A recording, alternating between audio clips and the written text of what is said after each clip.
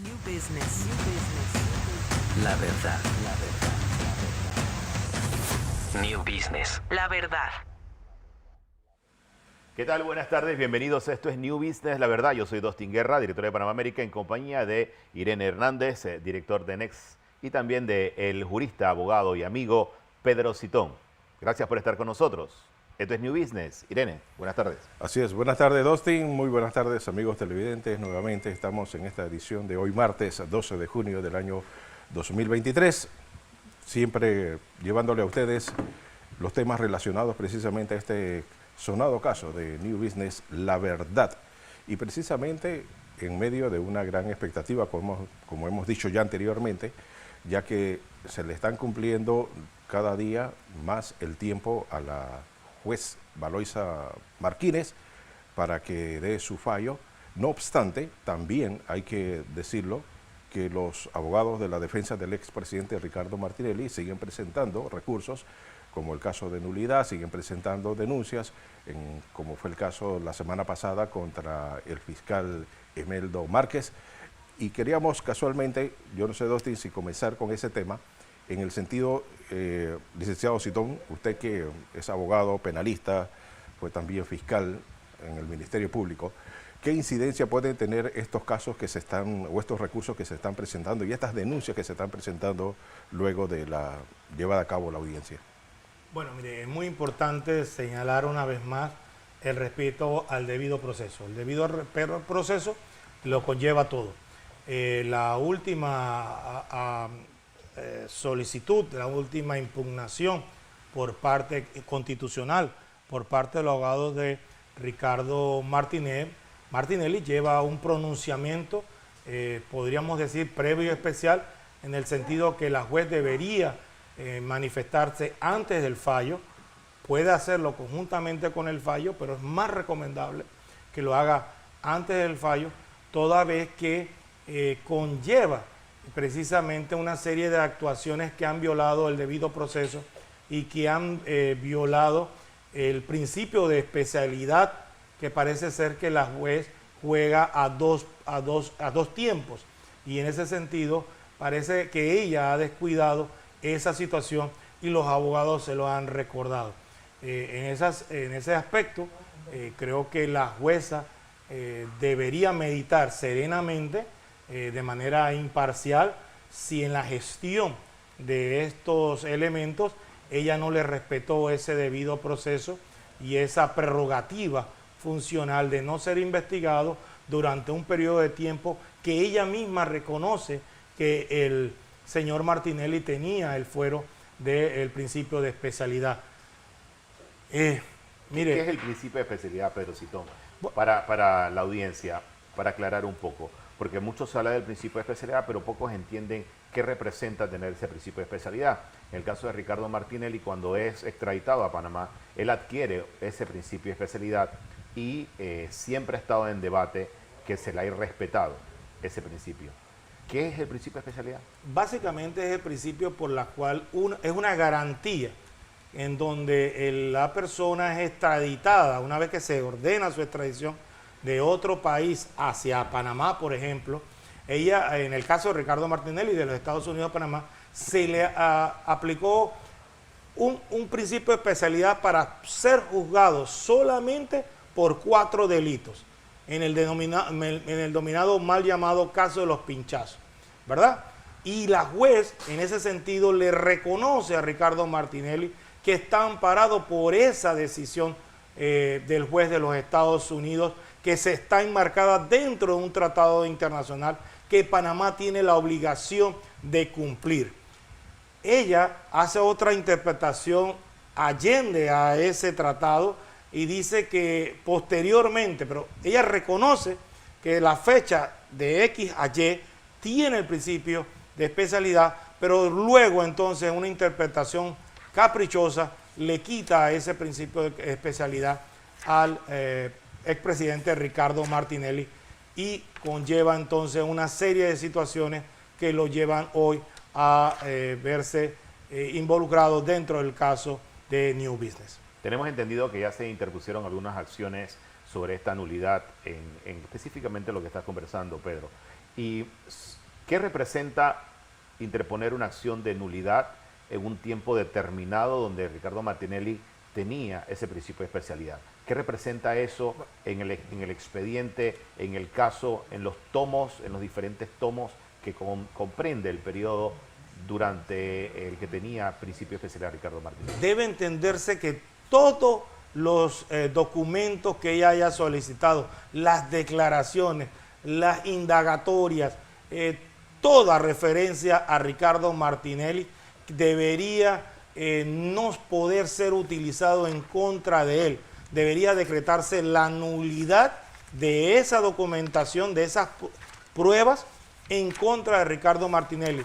Y la jueza no podría utilizar los mismos al momento de dictar sentencia. Por eso es tan importante que ella se pronunciara antes de y no en conjunto con la decisión que asuma en este proceso. Porque se está jugando es la propia situación de que Ricardo Martinelli pudiera ser condenado con una de las pruebas que no debieron ser parte de este proceso ni de ninguna manera incriminarlo. Es lo que se conoce en los Estados Unidos como la teoría de la prueba de la manzana podrida. Una vez que sea incorporada dentro del expediente una prueba que no debía haber estado producto de un fuero como el principio de especialidad que la propia juez, y resalto esto, la propia juez le reconoce a Ricardo Martinelli, entonces nada de lo siguiente le puede atañar responsabilidad penal. Eso significa, en términos en español, licenciado, porque ustedes, pues, como son abogados y tienen un lenguaje, un tecnicismo, un tanto quizás para interpretarlo, eso significa que lo que dijo la juez en ese momento, que todo eso lo actuado o lo presentado del 12 de octubre del año 2019 al 17 de febrero del 2020, todo eso se declararía nulo. Exactamente, eso es lo que buscan los abogados de Ricardo Martinelli y es coherente con el principio de especialidad, toda vez que ella no tomó el cuidado, no tomó las medidas correspondientes para que el nombre de Ricardo Martinelli no apareciera en esa documentación, porque no se le podía investigar bajo ningún concepto producto del principio de especialidad por el cual fue extraditado de los Estados Unidos hacia Panamá. Eso a toda regla es entendible y tiene que explicársele bien a las personas. Toda persona tiene derecho a un proceso en el que se cumplan todas las formalidades legales. De no cumplírsele, se le viola el debido proceso. Y al violársele el debido proceso, inmediatamente cae en nulidad constitucional todo lo actuado bajo el mandato de la ley. Ahora bien presentado esta acción de nulidad, el Código Judicial, artículo 1227, y les voy a leer textualmente porque no soy abogado, pero voy a leerlo para que quede claro, establece que no se podrá dictar sentencia si el juez observa que existe alguna causal de nulidad. En ese caso deberá proceder al trámite que corresponde o declarar la nulidad si fuera insaneable. ¿Qué significa esto, Pedro Citón? Bueno, es lo que hemos tratado de explicar. Mire, cada juez aplica el código procesal como los curas aplican el misal en cada misa, ¿no? Dependiendo de su propio criterio. Y muchos jueces, al final de la sentencia, prefieren hacer una sola sentencia y referirse a esta situación. Pero en este caso especial, la jueza debería fallar previo y especial el tema de las nulidades planteadas por la defensa de Ricardo Martinelli, porque son sustanciales al proceso, son relativas al debido proceso, son relativas a la presunción de inocencia y a sobre todo, y es lo más importante, y no me canso de repetirlo, al tema de la principio de especialidad, donde Ricardo Martinelli tenía un fuero penal que no podía ser investigado por ningún delito que no fuera por los 4 ya referidos en el mal llamado caso de los pinchazos. Pedro, antes de entrar al programa conversábamos sobre cuando una jueza o un juez da una opinión o hace una observación dentro del proceso sobre alguna solicitud que interponga la defensa o los abogados, esa jueza no se puede desdecir luego. Esa explicación sería interesante que la audiencia también conociera. Cuando un juez toma una decisión, la deja por escrito o hace una observación y luego sobre esa propia decisión se hacen observaciones o se presentan recursos. Eso se conoce como el hilo judicial, en el sentido de que tú no puedes desdecir, un juez no se puede desdecir de lo que ya ha dicho. Y en ese sentido, como leyó muy bien Irene Hernández el tema de qué fecha, ya la juez le reconoce a Ricardo Martinelli el principio de especialidad, porque a posteriori dice, no, a partir de esta fecha ya no tiene el principio, pero como le reconoce que de tal fecha a tal fecha, toda la documentación que ella haya producido de tal fecha a tal fecha, inmediatamente incurre en la nulidad promovida por los abogados. Y eso es importante rescatarlo, porque ahora ya no puede decir un argumento contrario al que sostuvo en esa decisión jurisdiccional, porque caería en lo que se conoce como la incoherencia jurídica. Un juez tiene que ser coherente con toda y cada una de las decisiones que ha tomado a lo largo y ancho del proceso penal. Y por eso es que hay una continuidad y un hilo judicial, que es lo que se conoce en la doctrina, en donde al final la juez ya finalmente teje una sentencia producto de todas las actuaciones anteriores. Pero inmediatamente que ella incurra en esa desviación de poder, en esa incoherencia jurídica de fallar distinto a como había fallado anteriormente, pues hombre, la sentencia cae inmediatamente en un saco lleno de errores judiciales que tienen que ser remediados por el superior jerárquico. Licenciado Citon, pongamos un escenario. Digamos que la juez Valoisa Martínez no acepta o niega el recurso de nulidad, etcétera, etcétera. Y el fallo o la sentencia de la juez es de culpabilidad.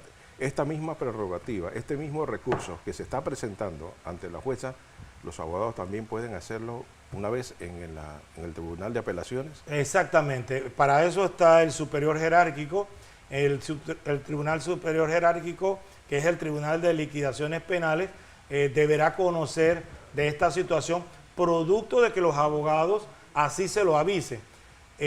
Una vez que el tribunal resuelva esa decisión, de igual manera, imaginémonos hipotéticamente de que confirmen la decisión de la juez Valoisa Martínez, entonces cabe el recurso de casación.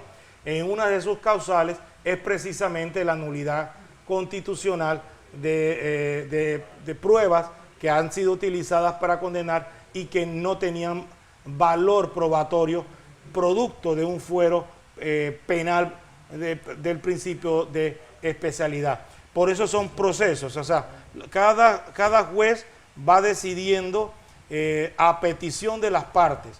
Ya la jueza se tiene obligada a darle traslado al Ministerio Público y decidir sobre esa causa.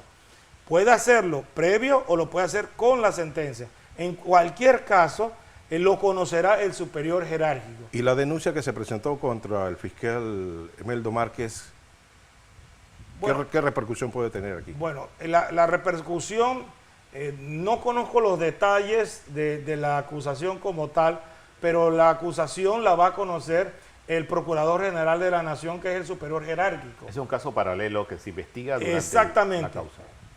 Exactamente. Y eso entiendo que ya no tiene tanto relevancia con el caso per se de Ricardo Martinelli, sino es en unas salidas del señor Mizrachi, me parece, Henry Mizrachi, que era testigo protegido, salió del país sin autorización de la juez o con una firma falsificada en un documento no pareciera no legítimo.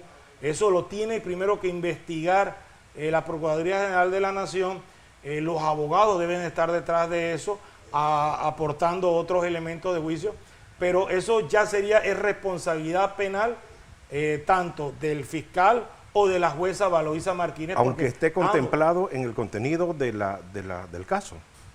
Sí, porque es que por lo que yo tengo entendido, lo que denunció Ronier Ortiz y una serie de abogadas es en la salida del país, un documento que pareciera estar alterado o no haber sido por los causales correctos o la firma de la jueza. Lo que se pide en esa denuncia es que se investigue cómo se generó ese documento. Exactamente. ¿Quién avaló ese documento? Pero ¿Quiénes participaron en toda la red para generar ese documento? ¿Cómo ese documento llegó a las autoridades de migración? ¿Cómo ese documento, cuando las autoridades de migración piden al juzgado que valide, lo validan? Eso es lo que estaba pidiendo la denuncia. Y los que resulten responsables. Y en conocimiento también, cuando ese documento es presentado en migración para la salida del país de Henry Misrachi, el fiscal Emeldo Márquez tuvo que haberlo conocido porque así lo establece la ley. Pero esa denuncia no tiene nada relativo a la inocencia o culpabilidad de Ricardo Martinelli. Es algo alterno del proceso principal que nos atañe, que es en estos momentos es una solicitud de nulidad constitucional producto de que se investigó a Ricardo Martinelli mientras él tenía fuero electoral y se le incorporaron una serie de pruebas que ahora la juez no puede asumir o no puede tomar en consideración al momento de dictar una sentencia en contra del señor Ricardo Martinelli. Eso es lo que se está ahorita mismo batallando en tribunales. Algo que sí tiene mucho que ver y que tiene una repercusión grande sobre este caso es cómo los bancos han quedado en estas acusaciones que ha hecho la Fiscalía sobre todas las personas que participaron de la operación de compra del Grupo EPASA. Allí en esa operación participaron bancos importantes de este país, el Banco General y Global Bank participaron en la operación, además de otros bancos que estuvieron en esa operación. Vamos a ver el siguiente reporte de José Luis Ríos que nos habla precisamente sobre este tema. El señalamiento hacia renombrados bancos de la localidad fue común durante y después de efectuado el juicio del caso New Business hace 2 semanas. La Fiscalía exteriorizó un esquema en su intervención en el que se mencionaban a varias instituciones bancarias, incluyendo una estatal. Sin embargo, ni un solo gerente de estos intermediarios financieros fueron llamados a declarar o testificar. Por su parte, abogados de la defensa expusieron la legalidad con lo que realizaron las transacciones financieras para la compra de Grupo EPASA. Sin embargo, luego que la Fiscalía sustentara su supuesta ilegalidad, se está poniendo en juego la reputación del centro bancario, porque se estaría asumiendo que se prestaron para blanqueo de capitales. Abril Arosemena, abogada de Van Cleer, quien fuera gerente de Financial Pacific, durante su intervención mencionó una lista de 14 bancos que recibieron, transfirieron y retuvieron fondos de la famosa canasta utilizada para la compra del grupo de medios de comunicación. Sin embargo, la Fiscalía no ordenó la citación de ninguno de sus directivos. Hay un sinnúmero de bancos que recibieron, transfirieron, tuvieron, y donde estaba la famosa cuenta canasta, y aquí no está ningún gerente general. ¿Dónde está el gerente de Factor Global Inc? ¿Dónde está el de Capital Bank? ¿Dónde está el de Global Bank Corporation? El de Bixa, el del Banco de Balboa, Credit Corp, Banco Universal, el propio Multibank, Banco General, Caja de Ahorros, Metrobank, BSI y HSBC Bank.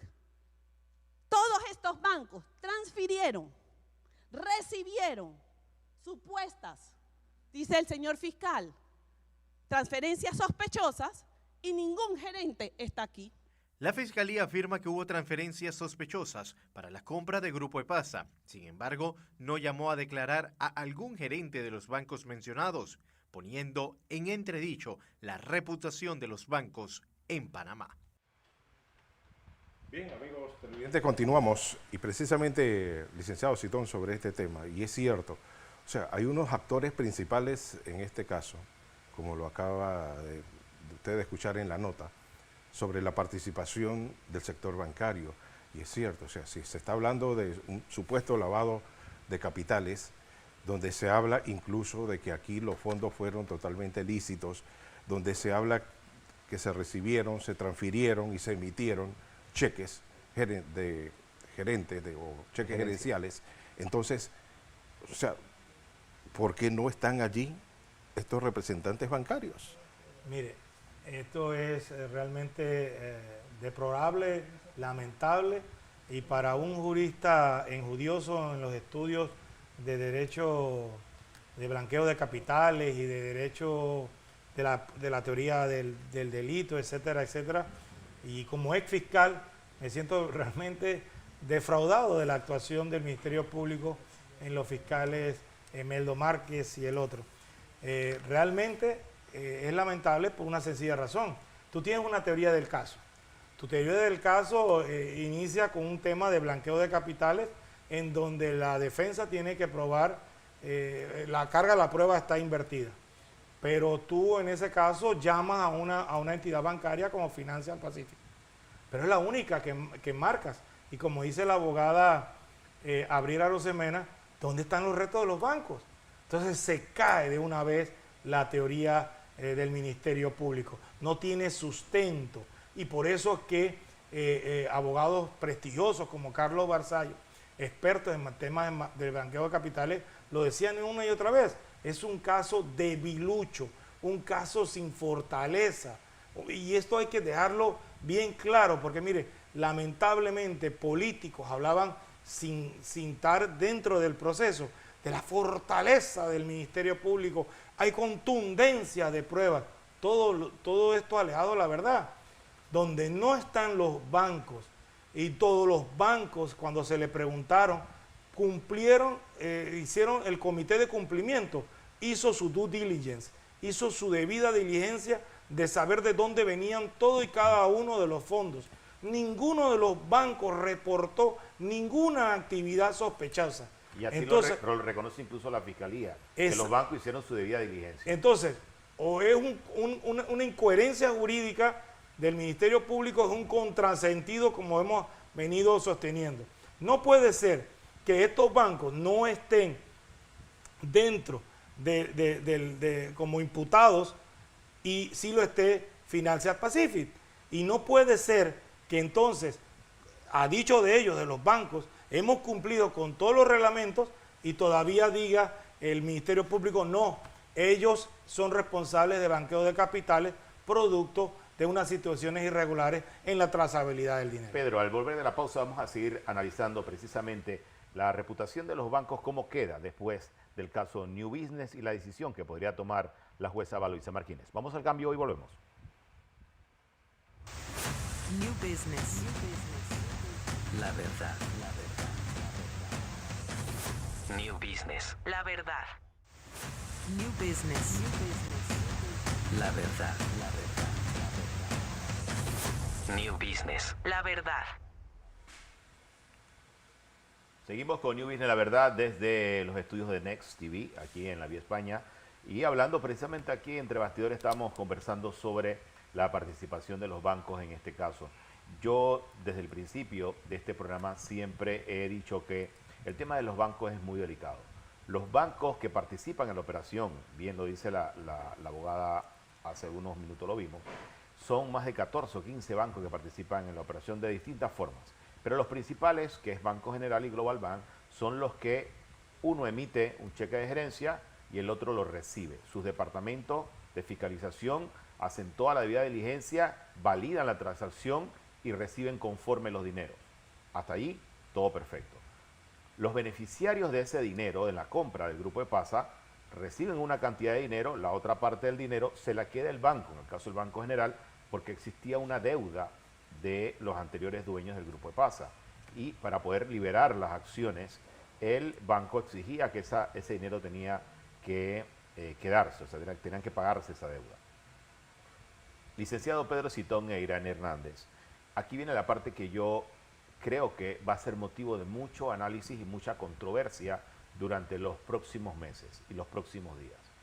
Si la jueza Valoisa Martínez toma la decisión de aceptar la teoría de la Fiscalía de que existe un blanqueo de capitales, ¿cómo quedan los bancos en este escenario? Los bancos validaron la operación y los bancos hasta el día de hoy han demostrado de que todas las transacciones fueron lícitas y toda la validación en la parte de fiscalización se cumplió con todo lo que establece la Superintendencia de Bancos. ¿Cómo quedan los bancos en el caso de New Business? Por eso es que la jueza Valoisa Martínez tiene que tener cuidado con la decisión que vaya a tomar, porque estaría poniendo en duda la credibilidad y la seriedad de bancos importantes de este país. Pedro. No, así mismo es. Mira, yo creo que lo que han hecho tanto el Ministerio Público como de manera tácita la juez Valoisa Martínez es poner en riesgo el sistema financiero internacional de Panamá para poder solamente, y con el único propósito, es el caso New Business, de inhabilitar a Ricardo Martinelli como candidato para presidente de la República de Panamá en mayo del 2024. Y eso es sumamente grave, producto de que la imagen internacional de Panamá se va a ver afectada. Recientemente estuvo la ministra de Relaciones Exteriores alemana aquí en Panamá y estuvo tocando esos temas con la ministra de Relaciones Exteriores, la canciller Teiguani, y dentro de las discusiones debe haberse tocado este tema. Pero es que el Ministerio Público, de manera provocativa, de manera tendenciosa, él manifiesta en un momento del proceso, le dice a la juez, es que estos bancos ayudaron a lavar dinero, pero si lo ayudaron a lavar dinero, ¿por qué no lo metiste dentro de las imputaciones? ¿Verdad? Entonces eso es muy grave por parte de un Ministerio Público irresponsable, desconocedor de temas de blanqueo de capitales, desconocedor del derecho societario, de cómo operan las sociedades anónimas de Panamá y sobre todo de las reglas y principios básicos del derecho bancario en nuestro país. Todo esto, esta ignorancia o esta perversidad producto de las ansias de imputar a Ricardo Martinelli, desconociéndole el fuero de especialidad por parte de la jueza, que porque es un todo de maldad para lograr su fin, definitivamente nos indican que mal anda sin quien justicia manda. Por eso esta y otras actuaciones de la jueza Valoisa Martínez fueron denunciadas ante el tribunal que se encarga de investigar a los jueces. La denuncia la presentó el abogado Alfredo Vallarino y Linda Brandt tiene el reporte. Alfredo Vallarino, abogado del expresidente Ricardo Martinelli, sustentó de manera verbal una denuncia por faltas administrativas de índole disciplinaria en contra de la jueza liquidadora de causas penales Valoisa Martínez, incurridas en el juicio por el caso de supuesto delito de blanqueo de capitales denominado New Business. La denuncia exige que se presente de manera verbal y es ante la Unidad de Investigación de Integridad y Transparencia del órgano judicial y es para que se investigue a la juez Valoisa Martínez.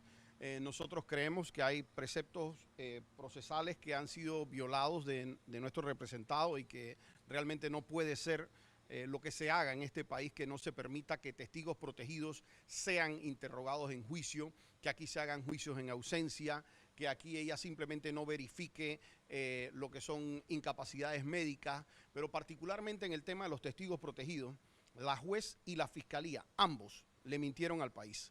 Ellos dijeron que ellos no habían podido localizar a los testigos protegidos. Y todos sabemos, y está en el expediente, hay forma de acreditarlo y lo venimos a traer aquí, que los testigos protegidos son Henry Misrachi y Ricardo Francolini. Este Tribunal Especial de Integridad y Transparencia es una jurisdicción recién creada que tiene a su cargo la gran responsabilidad de la investigación, juzgamiento, defensa y aplicación de las sanciones que correspondan a las faltas cometidas por los servidores judiciales de carrera, permanentes, temporales u ocasionales, nombrados en el órgano judicial.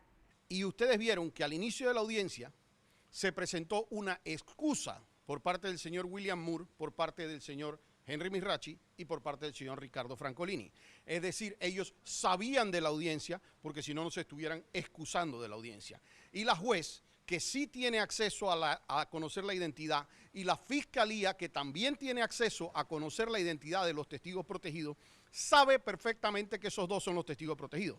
Por ende, lo que dijo el fiscal en la audiencia, de decir, señora juez, lo que pasa es que no los hemos podido localizar, el fiscal Arona hizo los intentos, pero no los pudo notificar, es absolutamente falso. Y la juez, que escuchó perfectamente las incapacidades, porque incluso ella la leyó, sabe también que eso es falso. y lo que se hizo fue una jugarreta judicial para tratar de prohibir que nosotros contrainterrogamos delante del país a los dos testigos protegidos, que es la base del caso, y ese es el objeto de la denuncia de hoy. El Tribunal Especial de Integridad y Transparencia llevó a cabo el 29 de mayo su primera audiencia en un proceso disciplinario en contra de un servidor judicial investigado, el cual fue declarado disciplinariamente responsable y se le impuso como sanción la suspensión del ejercicio del cargo y privación de salario por el lapso de un mes. En este caso, la decisión fue con base en la falta grave prevista en el numeral 5 del artículo 191 de la Ley 53 de 27 de agosto de 2015, que regula la carrera judicial, que señala como falta grave del servidor judicial que incurra en negligencia o morosidad en el cumplimiento de sus deberes oficiales o incumplan los niveles satisfactorios de su desempeño. ¿Verbal y posteriormente? Sí, se sustenta de manera verbal. El investigador, el fiscal investigador, tiene 40 días para hacer su investigación y luego sustentar su posición de manera oral ante el Tribunal de Integridad y Transparencia del órgano judicial.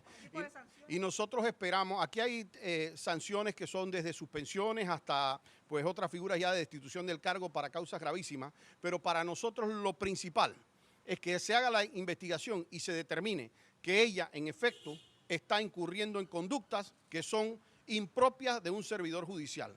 Y nosotros esperamos, porque aquí la primera investigación que se dio y que llevó ya a juicio del Tribunal de Integridad y Transparencia, ya culminó con una sanción de un juzgador.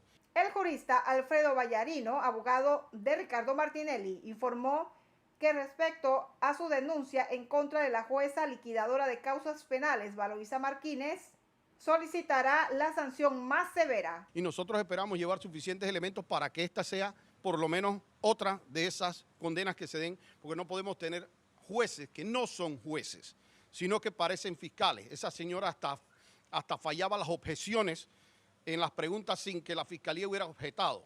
Aquí hay muchas cosas que son de carácter técnico, pero que poco a poco las iremos desarrollando y poco a poco la gente se dará cuenta porque ella como juez prohibió, limitó a la defensa de que no se interrogaran públicamente esos dos testigos protegidos.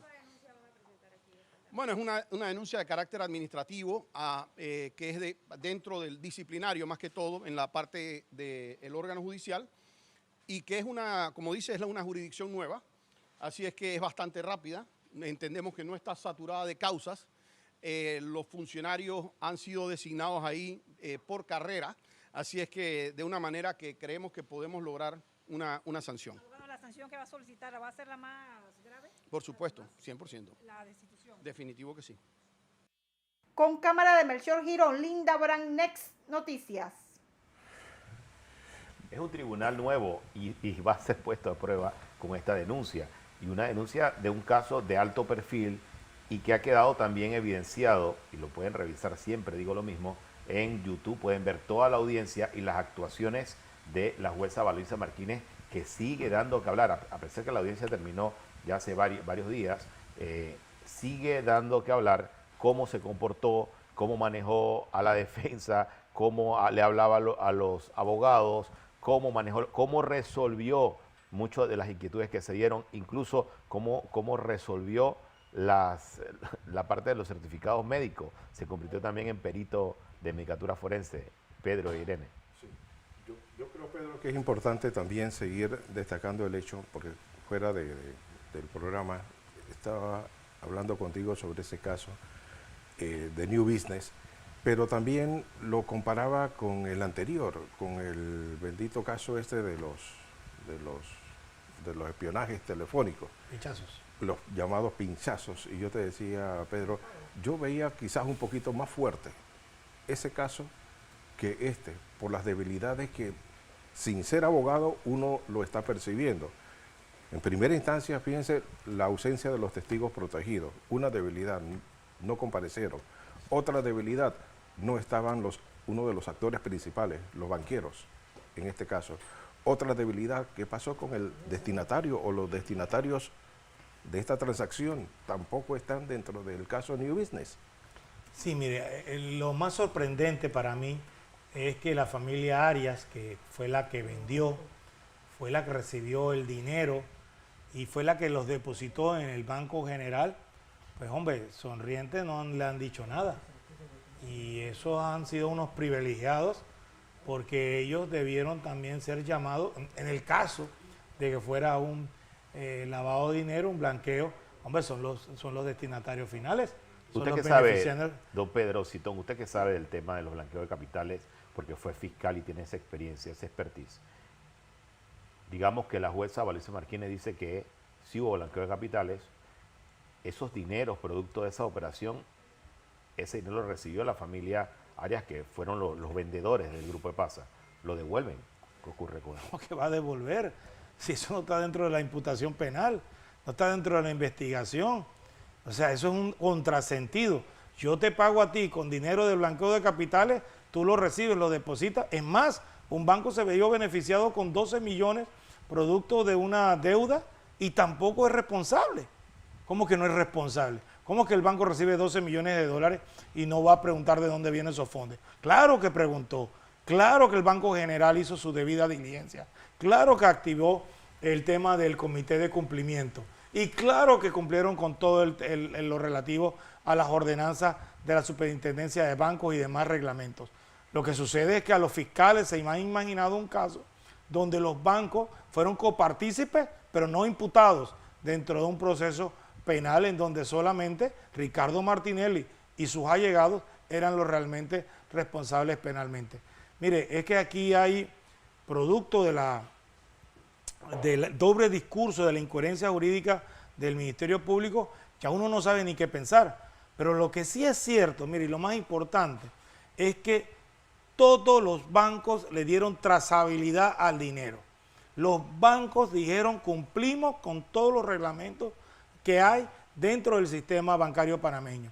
El dinero es lícito. Y en el caso de Ricardo Martinelli quedó también confirmado por el propio perito. Que no era perito, pero que era el perito de la DIJ. Pero lo dijo. Que los dineros venían de cuentas personales, privadas del exmandatario y que eran dineros lícitos. Entonces pareciera a priori, así a primera, oye, estos se han inventado un delito de blanqueo de capitales para, perdonen la expresión, joder a Ricardo Martinelli, porque a los bancos no los podamos hacer responsables, porque donde hagamos responsables a los bancos, inmediatamente se nos cae el caso.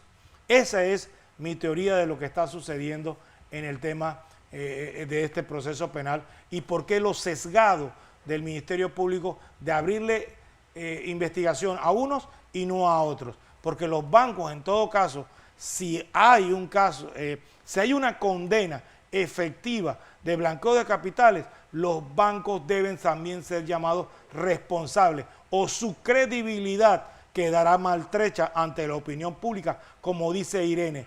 Estos procesos se llevan a dos tiempos, el proceso judicial y el proceso mediático. Y no puede ser que ellos resulten inocentes en ambos. Si Ricardo Martinelli y el grupo de empresarios que compró lícitamente el diario Panamá América son responsables de blanqueo de capitales, los bancos mediáticamente también lo van a hacer y van a tener que conllevar esas consecuencias de tener que cargar con un blanqueo de capitales dentro de sus trazabilidades bancarias. Ahora, si le preguntamos al panameño común sobre este caso, caemos en lo que decía Dostin de la conclusión.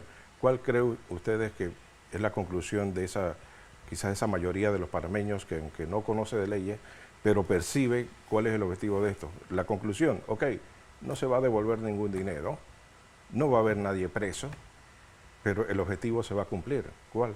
La inhabilitación del actor que ellos consideran principal en este caso. Hago un paréntesis sobre lo que estás diciendo, Irene y Pedro. Un paréntesis importante. Retomo lo que dijo Pedro Miguel González. Dependiendo de lo que ocurría este fin de semana que pasó en las elecciones del Partido Revolucionario Democrático, asimismo iba a ser la decisión de la jueza Valoisa Martínez. Ganó Gaby Carrizo. ¿Cómo impacta esa decisión del domingo en la decisión de la jueza Valoisa Martínez? Abre el debate. ¿Qué opinan ustedes? Bueno, ya tú nos estás contestando ahí mismo que la jueza ya tiene la condena en mano.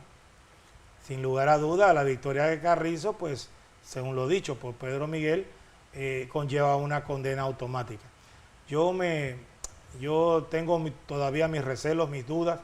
Creo que la juez debe entender que su credibilidad, su imparcialidad y su criterio de formación jurídica deben más que las presiones que debe estar recibiendo actualmente por parte de la magistrada presidenta de la Corte y por promesas de magistraturas tanto en Chiriquí o en el Tribunal de Extinción de Dominio. Porque sí sería muy lamentable en ese sentido de que ella incurriera un delito de prevaricato. Ya olvídense del tema del abogado Vallarino, que le acaba de presentar una denuncia administrativa en este nuevo Tribunal de Transparencia y Equidad, porque realmente lo que ella estaría ya incurriendo no es una conducta meramente administrativa de abuso en el proceso en sí, sino como prevaricato. Como dictó una sentencia, recibió un premio y eso lo condena a la ley. Yo creo y comparto en parte lo que dice Pedro Citón. Le doy quizás el principio todavía de la duda a la juez Valoisa Martínez. Yo sé que muchos posiblemente están diciendo, no, ya eso es un fallo condenatorio. No, señores, yo creo que a veces vamos a pecar en ese principio de la duda y decir, bueno, esta señora de repente puede analizar bien, como tú dices, Pedro, es una cuestión de dignidad, es una cuestión de apego a la ley, es un asunto de ver todas las debilidades y fortalezas que tiene ese caso, y si tiene más debilidades que fortalezas, entonces fallar en derecho, porque lo que quiere el panameño es eso, que se falle en derecho, que se falle de acuerdo a lo que establece la ley penal, no en base a los requerimientos o a los mandados o a las sugerencias que vengan de factores externos a la Corte Suprema de Justicia. Mire, si usted abriera los canales o hiciera una entrevista, pasaría lo que me pasó hoy a la 1 de la tarde ahí en la parada de Global Bank, cuando el director de crítica me llama para hacerme unas preguntas sobre los testigos protegidos y la diferencia entre colaboración eficaz. Yo estoy conversando con él, ajeno al resto de las personas que estaban a mi alrededor, y cuando termino me sale un señor y me dice, esos no son testigos protegidos, esos son malandros protegidos que quieren joder al presidente Martinelli. Y así se desató diciéndome lo que yo tenía que decir hoy en el programa. Me acaba de recordar, porque dijiste sobre el tema de qué piensa la población.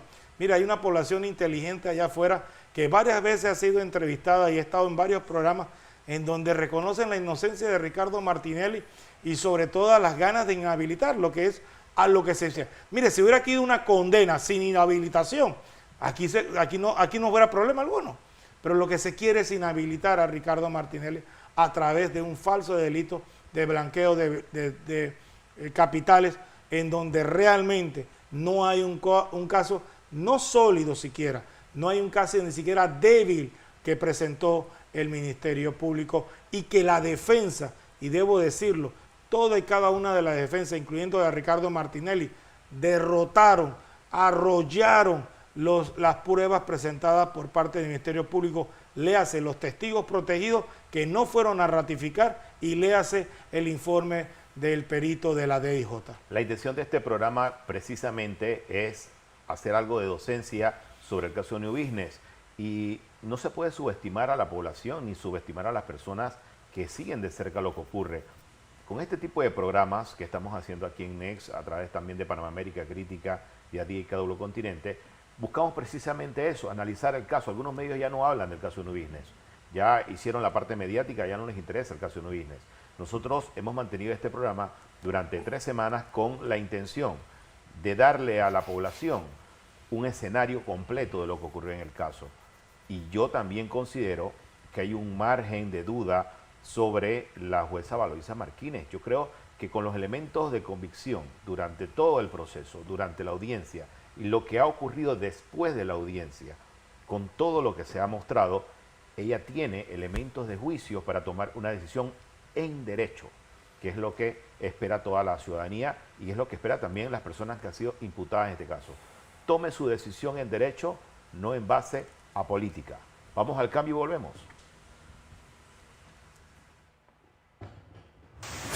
New business. La verdad. New business. La verdad. New business. La verdad. New business. La verdad. Gracias por seguir con nosotros. Esto es New Business, la verdad. Antes de ir al cambio comercial, el abogado Pedro Citón hablaba de la jueza Valoisa Martínez también y que ella le responde a María Eugenia López, que es la presidenta de la Corte Suprema de Justicia. Y habló también de Juan Priciola, el director de Crítica, y él publicó ayer una nota bien interesante sobre el asesinato a tiros del soldado Saque Hernández. Recuerda ese caso, evidentemente, pero se va a acordar, y gran parte de la audiencia también. ¿Quién fue la jueza en ese caso, Pedro Citón? Bueno, la jueza era la juez de circuito penal, la licenciada María Eugenia López, que dictó una sentencia, creo que fue un juicio de jurado de conciencia, en donde ella era magistrada, estaba de magistrada en ese momento. Ella era jueza de circuito, pero estaba de magistrada, y dirigió los debates dentro de ese proceso que declaró inocente a Pedro Miguel González por la muerte del soldado Saque Hernández. Y Juan Priciola la saca a María Eugenia con la embajadora, la nueva embajadora. Lo que quiero rescatar de ese caso es que tenía el interés de el expresidente Pérez Valladares, producto de que era Pedro Miguel, hijo de Gerardo González, un histórico del PRD, y permito recordarte que él se entrega en la presidencia de la República por parte de su padre, y luego ya es llevado a las instalaciones de la PTJ, donde finalmente es juzgado. O sea, muy probablemente desde ese momento ya a la señora María Eugenia López le unía estos contactos con el PRD, que parecen ser renovados ahora con su nombramiento en la Corte Suprema de Justicia, que además es presidenta de la Corte y que trata de influir sobre la señora jueza Valoisa Martínez, lo que es realmente detestable, protestable, producto de que es intolerable una situación que atente contra la independencia judicial. Un poco de historia, Irene. Sí, ese triángulo, porque en verdad llama la atención ahora que Dustin mencionó ese caso, ese triángulo, María Eugenia, PRD, Ricardo Martinelli, ¿no le llama a usted la atención? No, es que son ciclos que todo vuelve nuevamente al lugar de donde salió.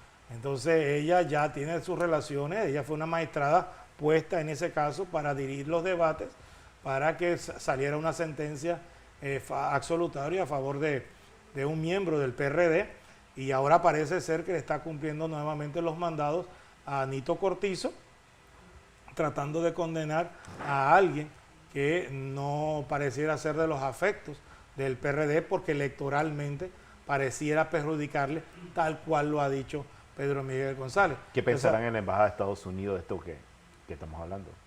Bueno, de la relación esa. Eso está interesante también saberlo. Claro. Sí, porque claro. Hay una foto de ella con la embajadora, la nueva embajadora de Estados Unidos en Panamá. Una foto amena, una reunión amena. ¿Habrán nuevas reuniones? Mire, eso es lo bueno del diario Crítica, de su director y de una serie de panameños que no tienen memoria corta y nos hacen refrescar esta memoria de las situaciones del pasado que parecieran, las situaciones nuevas de hoy parecieran nuevas, pero realmente son situaciones del pasado que se están reviviendo nuevamente en un déjà vu. Y eso es preocupante porque la democracia panameña no puede estar con estos zarpazos contra la democracia producto del órgano judicial, un órgano judicial que pareciera que está a las órdenes del órgano ejecutivo que dispone todo lo que está sucediendo ahí. Y eso es muy lamentable y muy oportuno que el diario Crítica lo haya recordado a los panameños quién fue esa magistrada que coordinó ese proceso de la muerte del soldado norteamericano Saque Hernández. Y esto nos lleva nuevamente al principio, Pedro, cuando hablábamos aquí en el programa, los primeros, sobre la judicialización de la política versus la politización de lo judicial. Es que Suena hasta bien, suena como una canción. Sí, ¿verdad? Es lo que La judicialización de la política. Es la que se muerde la cola, ¿no? Y va ahí, y pareciera que todo presidente de la República quiere controlar el órgano judicial y desde el órgano judicial se quiere judicializar la política. Es un círculo vicioso que va rondando siempre, ¿no? Y lo vimos manifiestamente con el presidente Varela, la procuradora y en donde veíamos cómo se armaban los procesos judiciales y el diputado Arrocha que abre en el proceso de New Business. O sea, nuevamente se repiten estas situaciones, ¿no? El próximo jueves deberíamos analizar en el próximo programa un poco de la política nacional y cómo se están moviendo en este momento, porque están ocurriendo un montón de cosas. Para poder extraditar a Ricardo Martinelli, Juan Carlos Barrera necesitó solo un magistrado, el magistrado Harry Díaz, con el caso Pinchazo. Un caso que el magistrado Harry Díaz le decía, presidente, lo tenemos ganado, no se preocupe, tráigame lo que lo condeno.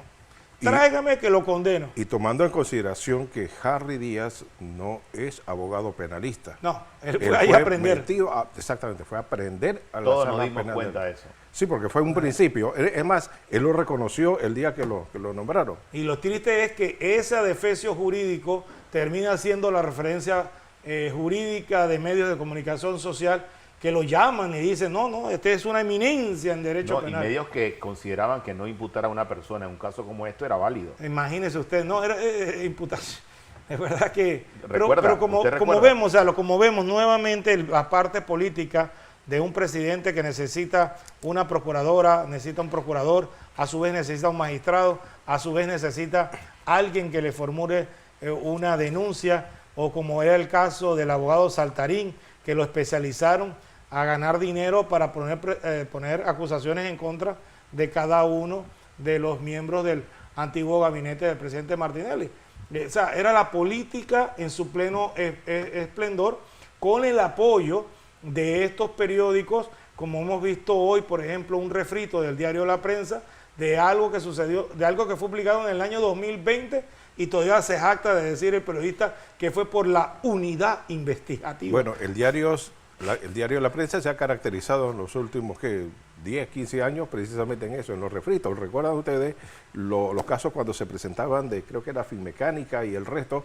Siempre cada 30 días sacaban en el ombligo una serie de fotografías del expresidente Martinelli con todos sus ministros de Estado y toda la información abajo. O sea, cada 30 días la prensa tenía ese objetivo. Y cada día pierde más credibilidad, producto de que el diario de La Prensa ya no logra los dosieres completos como antes, en la época de Ana Matilde Gómez o en la época de Kenia Polcer, cuando se le entregaban dosieres completos. Esos mismos dosieres que después le produjeron demandas millonarias como la de Pérez Valladares. Don Pedro, se nos acabó el tiempo. Oh, lastimoso. Está bueno el tema. Vamos a un cafecito aquí y yo sigo aquí solo. Vamos a seguir el próximo jueves con más de New Business, la verdad, y también de otros temas. Vamos a ponerle un segmento de temas políticos para analizar el comportamiento político de Panamá. Gracias por estar con nosotros. Irene Hernández, muchas gracias. Pedro Citón, abogado, jurista, también las gracias. Yo soy Dostín Guerra, nos vemos la próxima. New Business. La verdad. New Business. La verdad.